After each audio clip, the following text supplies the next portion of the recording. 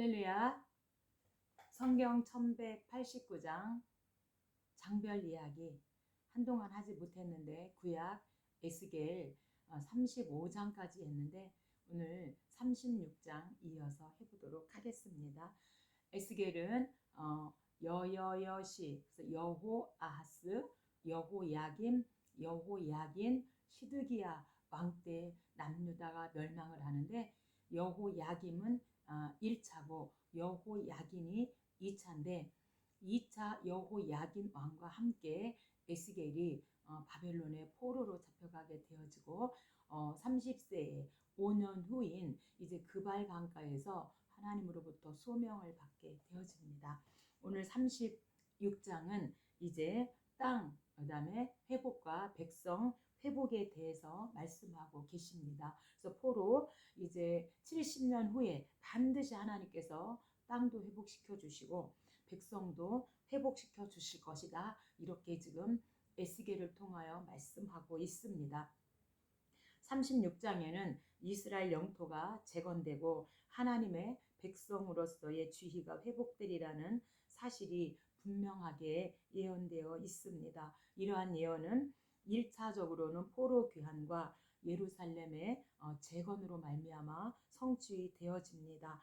그러나 궁극적으로는 장차 예수 그리스도의 재림으로 말미암아 하나님의 나라가 완성될 때에 최종 성취될 것으로 말씀하고 있습니다. 그래서 요한 계시록 21장 22장의 새하늘, 새 땅, 새 예루살렘에 대해서 말씀하는데 우리 주님이 재림으로 오실 때 완전히 이제 궁극적으로 성취될 것을 말씀하고 있습니다. 8절입니다. 성경 갖고 계신 분은 저와 함께 성경을 찾아가면서 함께 말씀으로 은혜 나누면 좋겠습니다. 너희 이스라엘 산들아 너희는 가지를 내고 열매를 맺으리니 그들이 올 때가 가까이 이르렀음이라. 그래서 이제 반드시 70년 후에는 포로 귀환 시켜주실 것이다. 내가 돌이켜 너희와 함께 하리니 사람이 너희를 갈고 심을 것이며 내가 또 사람을 너희 위에 많게 하리니 그들을 성읍들에 거주하게 하며 빈 땅에 건축하게 하리라. 24절입니다. 내가 너희를 여러 민족 가운데서 모아 데리고 고국 땅에 들어가서 그래서 하나님께서 땅과 백성을 회복시켜 주실 건데 이제 1차 포로 귀환은 이들이 수르바벨과 함께 BC 537년에 이제 1차 포로 귀환을 하게 되어지는데 이들이 1차 포로 귀환을 할 때 북서쪽으로 이렇게 이들이 이제 경로를 정합니다. 그래서 북서쪽은 1450km 그래서 약 7개월에 걸쳐서 이들이 이제 바벨론에서 예루살렘으로 돌아오게 되어지는데 북서쪽은 아주 시간은 7개월이라는 시간이 걸렸지만 안전하게 그렇게 올 수 있었고요.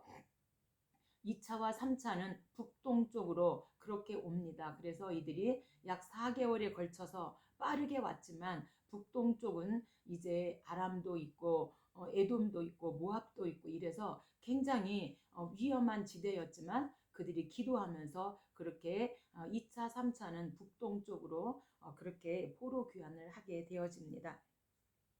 25절입니다. 맑은 물을 너희에게 뿌려서 너희로 정결하게 하되 모든 우상 숭배에서 너희를 정결하게 할 것이며 그래서 이들이 멸망 원인이 우상 숭배였잖아요. 그런데 이제 하나님께서 우상 숭배에서 정결하게 하실 것이다. 이렇게 말하고 포로기한 할 때는 너희 속에 새 영을 너희 속에 두고 새 마음을 너희에게 주되 굳은 마음을 제거하고 부드러운 마음을 줄 것이며 그래서 하나님께서 이제 우상을 제거하고 새 마음과 새 영을 그렇게 하나님께서 주시겠다 이렇게 약속하고 있습니다. 그래서 굳은 마음을 제거해 주시겠다 이렇게 말하고 있습니다. 오늘 저와 여러분도 마음이 굳어졌다면 성령님 그래서 새 영, 새 마음을 위로부터 받았으면 좋겠습니다. 27절입니다. 내 영을 너희 속에 두며 너희로 내 율례를 행하게 하리니 너희가 내 규례를 지켜 행할지라 내 백성이 되고 너희 하나님이 되리라. 그래서 하나님께서 반드시 이제 땅과 백성들을 회복시켜 주시고 우상을 제거하고 새 마음, 새 영을 부어 주시겠다. 이렇게 약속하고 있습니다. 37장입니다. 37장은 마른 뼈 소생입니다. 계속해서 하나님께서 회복시켜 주실 것을 에스겔을 통하여 말씀하고 있습니다. 본장에는 비유가 두 가지 나오는데 여기서 마른 뼈는 바벨론에 포로된 이스라엘 민족을, 그리고 두 막대기는 남유다와 북이스라엘을 말씀하고 있습니다. 마른 뼈가 다시금 소생할 가망이 없듯이 당시 이스라엘 민족의 상황이 그렇게 소생할 그런 가망이 없어 보였습니다. 하지만 하나님의 놀라운 섭리 때문에 남유다와 북이스라엘이 분열되었던 이스라엘 민족이 이제 하나로 회복될 것을 하나님께서 마른 뼈 소생을 통하여 말씀하고 있습니다. 1절입니다. 여호와께서 권능으로 내게 임재하시고 그의 영으로 나를 데리고 가서 나를 그 뼈 사방으로 지나가게 하시기로 본즉 그 골짜기 지면에 뼈가 심히 아주 많고 아주 말랐더라. 그래서 영적 생명력을 완전히 잃어버린 이스라엘 상태를 말하고 있습니다. 오늘 저와 여러분도 우리가 영적으로 혹시나 이렇게 마른 뼈는 아닌지 한번 생각해 보았으면 좋겠습니다. 7절입니다. 이에 내가 명령을 따라 대언하니 대언할 때에 이 뼈 저 뼈가 들어맞아 뼈들이 서로 연결되더라. 또 보니 그 뼈에 힘줄이 생기고 살이 오르며 그 위에 가죽이 덮이나 그 속에 생기는 없더라. 그래서 하나님께서 뼈들을 향하여서 대언하라. 그래서 뼈들아 너희는 맞춰질지어다.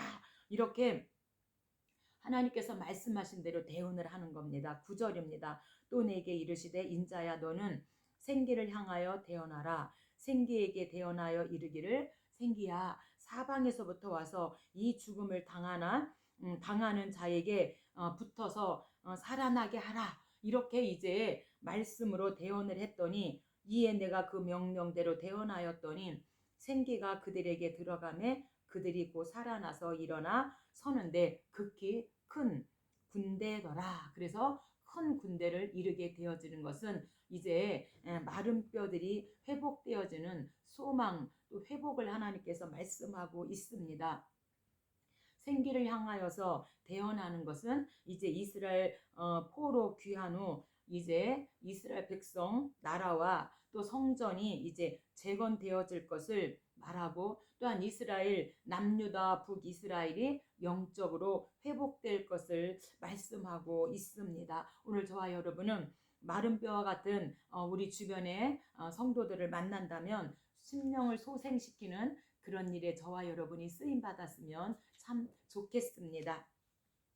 그래서 이들이 1차는 537년에 수르바벨과 함께 북서쪽으로 약 1450km 7개월에 걸쳐서 완전하게 안전한 지대로 이들이 포로 귀환을 했고, 2차는 458년에 이제 에스라와 함께 북동쪽으로 그래서 840km 약 4개월에 걸쳐서 2차 포로 귀환을 하고, 3차 포로 귀환은 느헤미야와 함께 BC 444년에 이제 북동쪽으로 가까운 길이죠.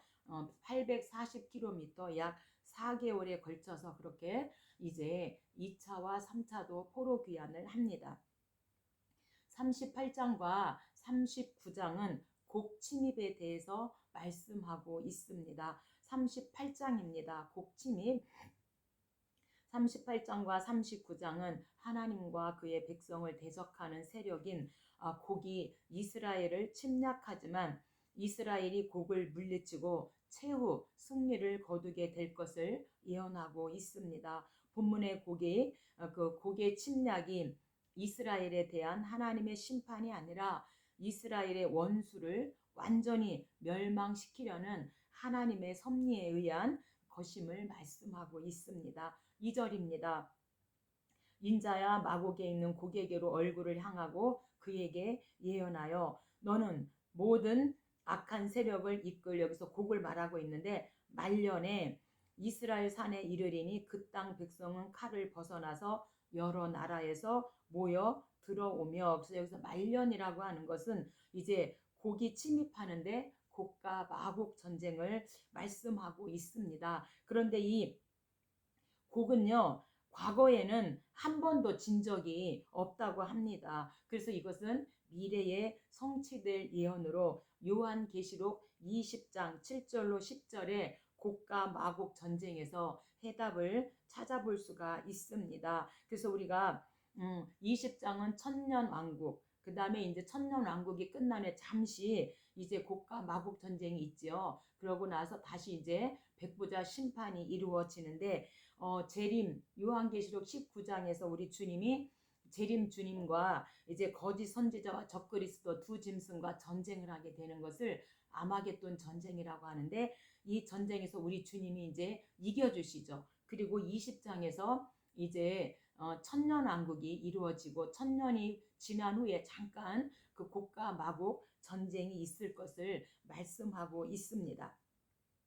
9절입니다. 내가 올라오되 구름같이 땅을 덮으리라. 그래서 이제 반드시 하나님께서 이 곡 침입이 있지만 39장에서 반드시 곡이 멸망할 것을 말씀하고 있는 곡 멸망입니다. 그래서 곡의 멸망에 대한 예언으로 자신의 힘만으로는 하나님과 함께 하시는 자들을 절대로 대적할 수 없음을 하나님께서 말씀하고 있습니다. 그래서 아무리 곡이 사악하다 할지라도, 그래서 사악한 무리들과 연합하여 이스라엘을 대적한다 할지라도 하나님과 함께하는 하나님의 백성은 대적할 수 없음을 말씀하고 있습니다. 그렇다 하더라도 그들은 결국 이 곡과 마곡은 이제 파멸을 하고 파멸하게 될 것을 말하고 있고, 또한 이 곡과 마곡이 파멸하는 이 광경을 본 하나님의 백성들 모두는 이제 하나님께로 돌아올 것을 말씀하고 있습니다. 1절입니다. 인자여 너는 곡에게 예언하여 이르기를 너와 내 모든 무리와 너와 함께 있는 백성이 다 이스라엘 산 위에 엎드러지리라. 내가 너를 각종 사나운 새와 들짐승에게 넘겨 먹게 하리니. 그래서 이제 곡과 마곡 전쟁, 곡이 완전히 멸망할 것을 말씀하고 있습니다. 40장부터 48장까지는 이제 포로 귀환 후에 성전이 재건되어질 것을 말씀하고 있습니다. 40장 새 성전 외부입니다. 하나님과의 관계를 회복할 이스라엘의 영광스러운 모습을 예고하고 있습니다. 뿐만 아니라 40장에서 43장에는 에스겔의 환상 중에서 예루살렘이 재건될 성전의 구조가 묘사되어 있습니다. 성전이 하나님의 임재를 상징하는 처소라는 점에서 이스라엘의 남은 자들을 회복시키시고 영원토록 함께해 주실 것을 암시하고 있습니다. 1절입니다. 우리가 사로잡힌 지 25째 해 여호와의 권능이 내게 임하여 나를 데리고 이스라엘 땅으로 가시되 성읍 형상 같은 것들이 있더라. 내가 이것을 내게 보이려고 이리로 데리고 왔나니 너는 본 것을 이스라엘 족속에게 전할지어다. 그래서 1절로 4절의 환상은 이스라엘 회복을 보여주는 새 성전 환상을 하나님께서 말씀하고 있습니다. 5절에서 49절은 이제 동쪽을 향한 문, 바깥들 북쪽을 향한 문, 남쪽을 향한 문, 안쪽에 안뜰 남쪽 문, 안뜰 동쪽 문, 안뜰 북쪽 문, 안뜰 북쪽 문의 부속 건물들, 그 다음에 성전문 현관에 대해서 자세하게 이제 새 성전 외부에 대해서 하나님께서 말씀하고 있습니다. 에스겔 나이가 이때 50세 되던 해이고요. 25세에 포로로 잡혀와서 30세에 이제 소명을 받고 22년 동안 바벨론에서 사역을 하고, 하나님께서 너희들만 포로로 잡혀가는 게 아니라 그 바벨론 땅에도 에스겔과 같은 선지자가 있음을 하나님께서 말씀하고 있습니다. 41장입니다. 41장은 새 성전 내부입니다. 그래서 성전의 구조와 규모, 그리고 장식 등이 기술되어 있는데, 비록 환상 중이라도 에스겔은 하나님의 임재의 처소인 지성소에는 들어갈 수 없습니다. 그러나 예수 그리스도께서 이제 성소와 지성소의 휘장을 제거해 주시죠. 십자가를 지심으로 마태복음 27장. 그래서 오늘날 저와 여러분은 예수님의 그 대속 사건으로 말미암아 자유롭게 이제 하나님 앞에 나아갈 수 있음을 감사해야 될 줄로 믿습니다. 1절입니다. 그가 나를 데리고 성전에 이르러 그가 안으로 들어가서 그가 내전을 측량하니 이는 지성소이니라 하고, 그래서 1절로 4절의 말씀은 성전의 핵심인 지성소에 대한 환상으로 하나님의 법궤를 모셔두었던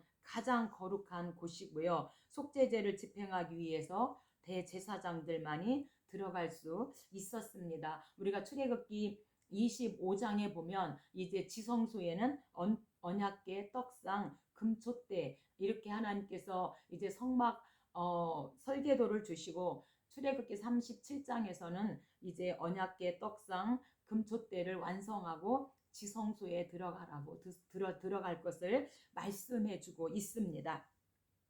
42장입니다. 42장은 제사장 방입니다. 성전의 방들 및 성전을 둘러싼 담에 대한 설명으로, 성전 뜰에 있던 방들은 재물을 보관하거나 제사장들의 의복을 갈아입고 잠시 휴식을 취하는 곳이 바로 제사장 방입니다.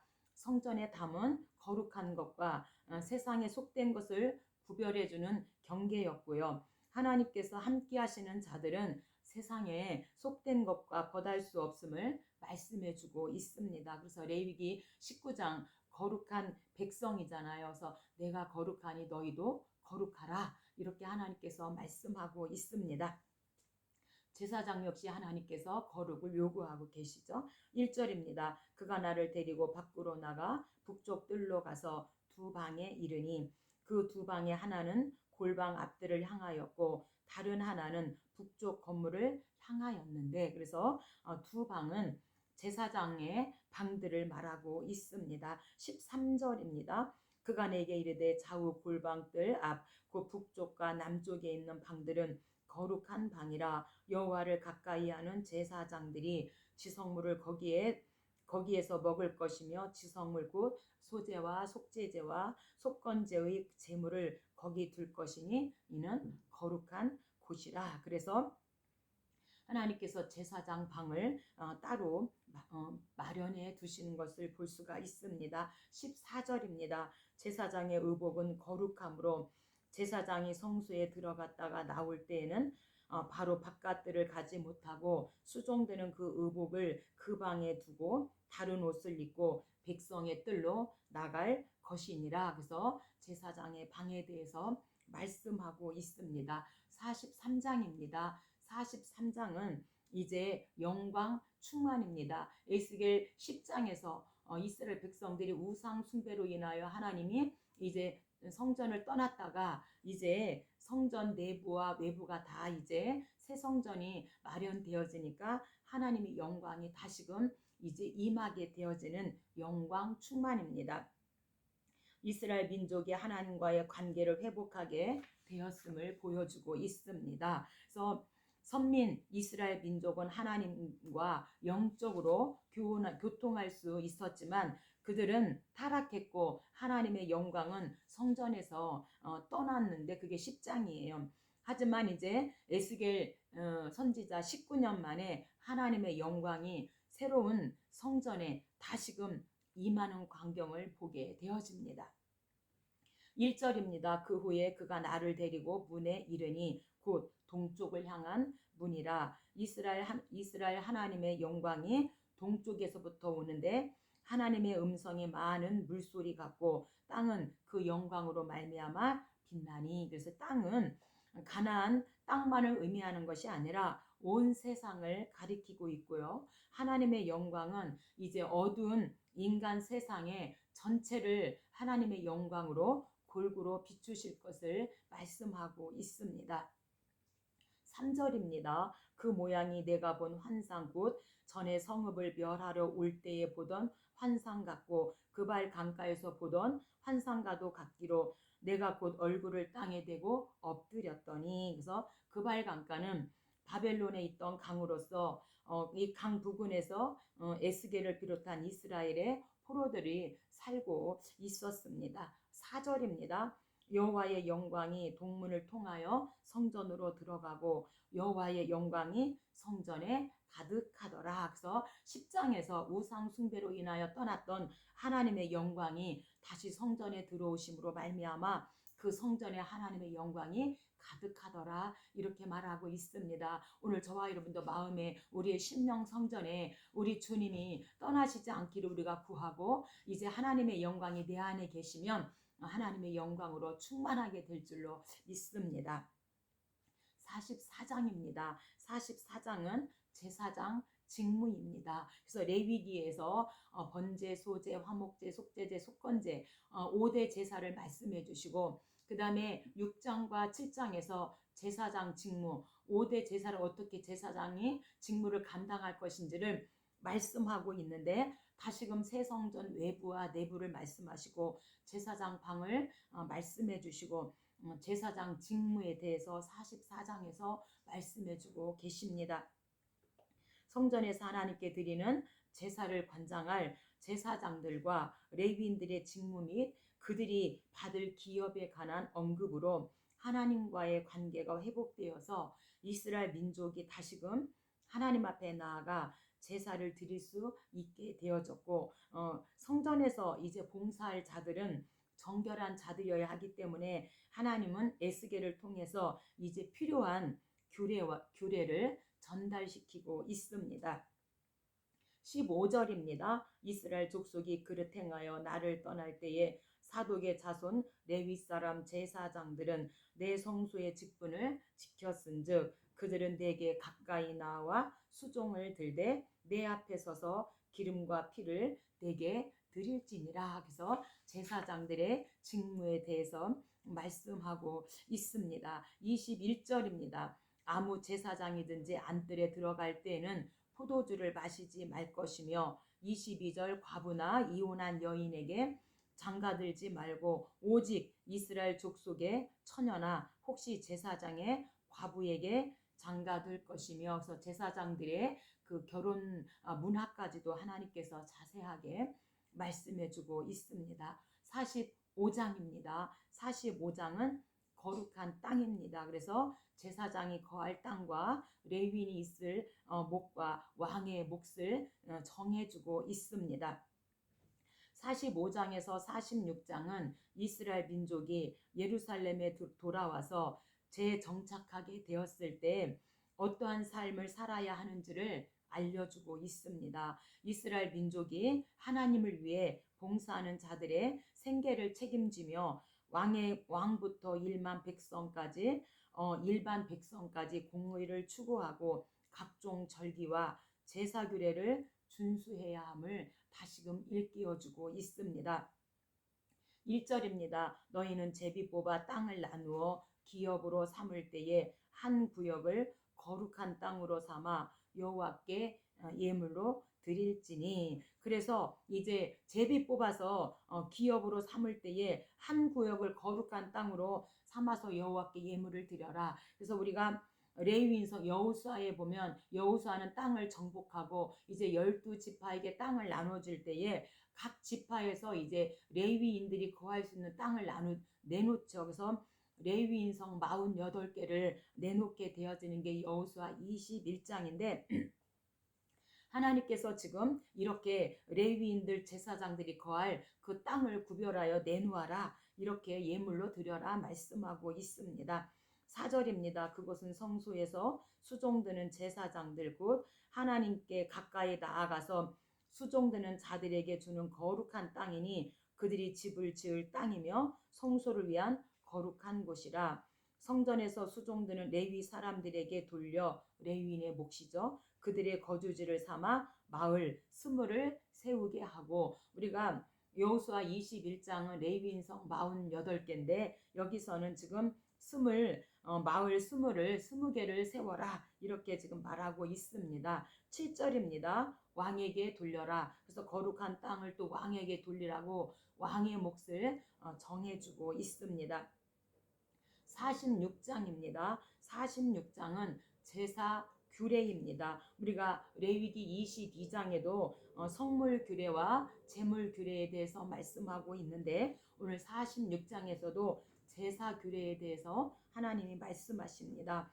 자, 제사 규례와 왕의 권력 남용 방지를 위한 제도로서 성전 예배와 관련된 규례로 하나님과 그의 백성 간에 가장 중요하고 기본적인 것은 영적인 교통이기 때문에 하나님은 이와 관련한 규례를 자세히 언급해 주고 있습니다. 이러한 관계 회복은 하나님의 구원 계획에 포함된 자들은 세상 끝날 모두 다 하나님께로 돌아오게 될 것을 말씀해 주고 있습니다. 1절입니다. 동쪽을 향한 문은 일하는 엿새 동안에는 닫되 안식일에는 열며 초하루에도 열고 절기를 말하고 있죠.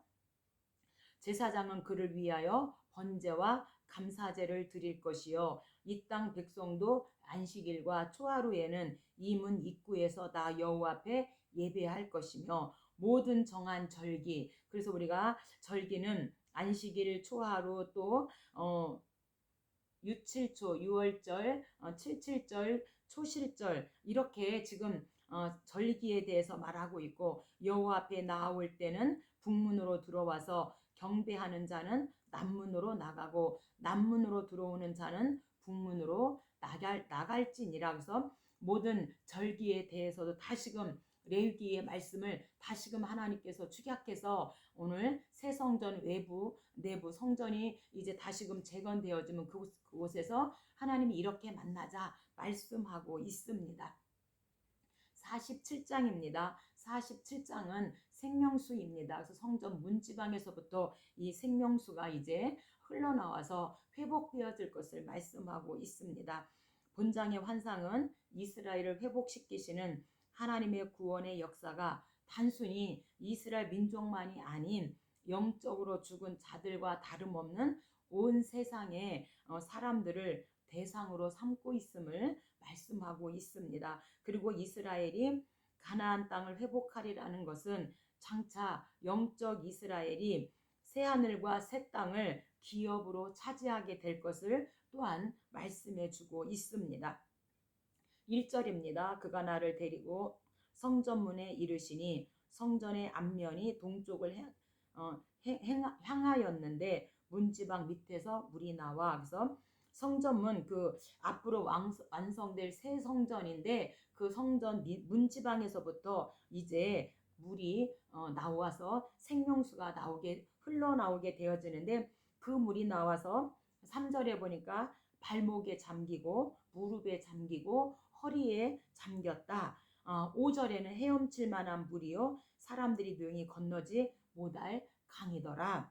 이 흘러내리는 물로 그 바다의 물이 되살아나리라. 이 강물이 이르는 곳마다 번성하는 모든 생물이 살아나고 또 고기가 심히 많으리니 바닷물이 되살아나겠고 이 강이 이르는 각처의 모든 것이 살 것이며 그 짐벌과 갯벌은 살아나지 못하고. 그래서 이제 이 성전 문지방에서 물이 흘러서 무릎을 적시고 발목을 적시고 무릎을 적시고 허리를 적시고 창이라여 이제 헤엄칠 만한 이렇게 하나님께서 이제 회복시켜 주시고 12절입니다. 강 좌우가에는 각종 먹을 과실나무가 자라서 그 잎이 시들지 아니하며 열매가 끊이지 아니하고 달마다 새 열매를 맺으리니 그 물이 성소를 통하여 나옴이라. 그래서 8절로 12절의 말씀은 생명수가 만물을 소생케 할 것이다 이렇게 말하고 있습니다.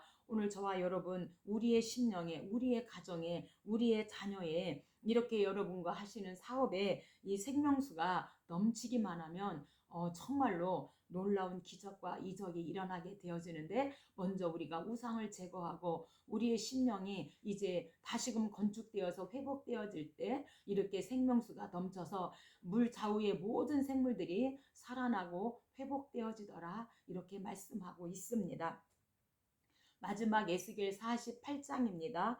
회복될 땅에 대해서 말씀하고 있습니다. 이제 본장은 이스라엘이 그 12지파가 한 사람도 빠지지 않고 회복될 그 땅을 기업으로 받게 될 것임을 보여주고 있습니다. 이 계시는 이스라엘 민족이 바벨론 땅에서 포로로 있을 때 이미 선포하였지요.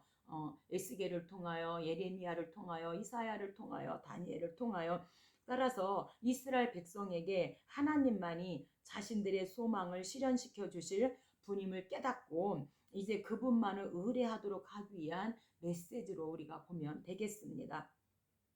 1절입니다. 모든 지파의 이름은 이와 같으니라. 단의 목, 아셀의 목, 납달리의 목, 므낫세의 목, 에브라임의 목, 루벤의 목, 유다의 몫을 2절로 7절까지 이렇게 말씀하고 있습니다. 10절입니다. 거룩한 땅은 제사장에게 돌릴지니 북쪽으로 서쪽으로 동쪽으로 남쪽으로 그 중앙에 여호와의 성소가 있게 하라. 그래서 우리가 민수기에 보면 1장부터 2장, 3장이 반드시 하나님께서 성막을 중심으로 동서남북으로 12지파가 이렇게 거할 곳을 하나님께서 말씀해주고 분배를 해주죠. 그리고 3장과 4장에서 또한 레위인의 있을 곳을 분배하고 또 그들의 순서를 이제 지성소를 섬길 자, 그 다음에 휘장을 섬길 자, 그 다음에 성막들을 섬길 자를 하나님께서 그렇게 말씀해 주는 것처럼 12지파의 이제 몫을 분배하시는 것을 볼 수가 있습니다. 13절입니다. 레위 사람의 몫을 주되 그 땅을 팔지도 못하며 바꾸지도 못하며 그 땅에 처음 익은 열매를 남에게 주지도 못하리니 이는 여호와께 거룩히 구별한 것이니라. 이렇게 말하고 이어서 23절로 29절까지는 베냐민의 목, 시므온의 목, 이사갈의 목, 스불론, 갓의 몫에 대해서 말씀하고 있습니다. 이것은 너희가 제비 뽑아 이스라엘 지파에게 나누어 주어 기업이 되게 할 땅이요 또 이것들은 그들의 몫이니라. 주 여호와의 말씀이니라. 그 사방의 합계는 18,000척이라. 그날 후로는 그 성읍의 이름을 여호와 삼마라 하리라. 그래서 여호와 삼마는 여호와께서 거기 계시다. 그래서 성전 이제 새 성전 내부와 외부를 꾸미고 하나님께서 이제 반드시 하나님의 영광이 떠났던 영광이 다시 돌아와서 이제 여호와 삼마 거기 계시다. 언제나 하나님은 거기 이스라엘 민족과 함께 하시겠다. 이렇게 결론을 내려주시고요. 이제 에스겔의 결론은 에스겔 환상은 하나님께서 이스라엘과 함께 하시는 그런 환상으로 끝이 납니다. 이렇게 해서 에스겔은 끝났고요. 다음 주에는 다니엘서를 해보도록 하겠습니다. 감사합니다.